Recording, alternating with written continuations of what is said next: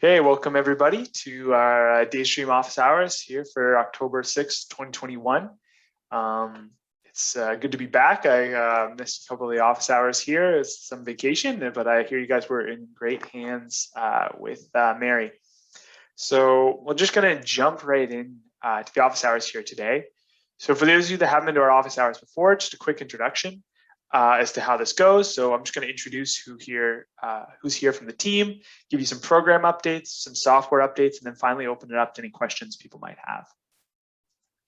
So some quick introductions. So I'm Patrick Leclaire, data specialist here at the Gordon Foundation. I'm joined by my colleagues, Mary, our water data specialist, and Christina, our other data specialist. So for those of you that don't know, DataStream is an open access site for water quality data. It's free and open for anyone to use. You can go in, use a map-based search to find and download data. So some quick program updates. This is kind of a big one, even though it's got a small bullet point, is the release of Great Lakes DataStream. So Great Lakes DataStream is something that we've been working on now for close to 2 years. It's our hub that's going to be covering the Great Lakes region up into the St. Lawrence, so Southern Ontario and up into Quebec.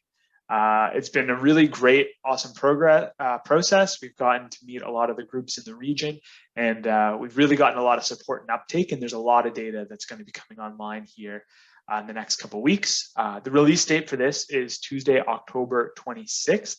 So if you go to greatlakesdatastream.ca on that date, you'll see the Explore map there. You can go in and check out what data is in the region. Just because Great Lakes DataStream is being released on this day, however, doesn't mean we're going to stop collecting data. So if you are a group that has data in the Great Lakes region, feel free to reach out. We're still, helping groups get their data online, and we're always constantly, building the platform. So this is a really exciting news, and we can't wait for the release. And we're excited to, show you guys all the work that's been done and all the work that our, the people we've worked with have done to get their data online. We also have our Dive into Data webinar series starting up again next month. Last month in office hours, we were planning on doing it this month, but with the launch of Great Lakes DataStream or the release of Great Lakes DataStream, we've kind of pushed it ahead one more month. So we don't have an exact date determined yet, but our next webinar in the Dive into Data webinar series will be on water quality monitoring for fish habitat. And like I said, that'll be happening next month. If you want an exact date to get any updates on that, or to view any of our past recordings, you can go to datastream.org/webinars, the link here on the page, and then that'll give you all of the recordings and it'll let you know when the date is and a little bit more information on the webinar. So those are the program updates we have. Now, as for software updates, we've done a number of security upgrades. That's kind of been a big thing we've been putting a lot of effort into here the last couple of months. Since we are getting so much bigger, we really want to make sure that the platform is safe and that your data, has its integrity intact, and that we're making sure that people are accessing the data that was uploaded. So there's been a lot of behind the scenes work. This isn't the kind of stuff that it's fun and you get to see and play around with, but it's a really good foundation and behind the scenes work.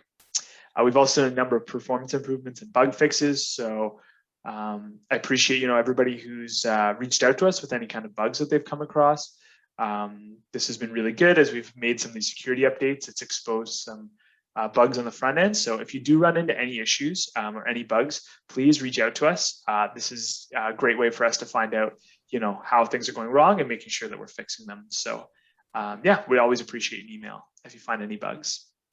And then finally, a big kind of piece that we have hopefully coming out, well, not hopefully, coming out before the end of the year is a new subset download tool. So what this tool will allow you to do is to actually download data from across multiple data sets into one data set. So for example, you could download all of the data for one particular watershed for one set of time and whichever parameters you're interested in.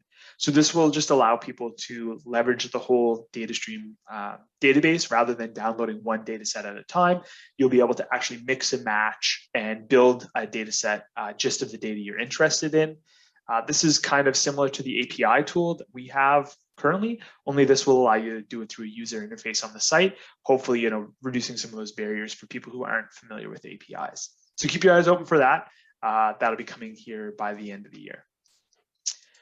So with that being said, that's all the updates we have for this month. If you want to check us out at any of our 4 hubs or datastream.org, and like I said, 4 hubs, we do have Great Lakes DataStream coming here this month. You can also follow us on Facebook and Twitter. That's where you'll get the most up-to-date information, especially around Great Lakes DataStream. We'll be putting out a lot of information and some stories and features that we've done on that. You can also watch the recording of this monthly update, as well as past ones, and our webinars and tutorials on our YouTube page. And subscribe to our newsletter.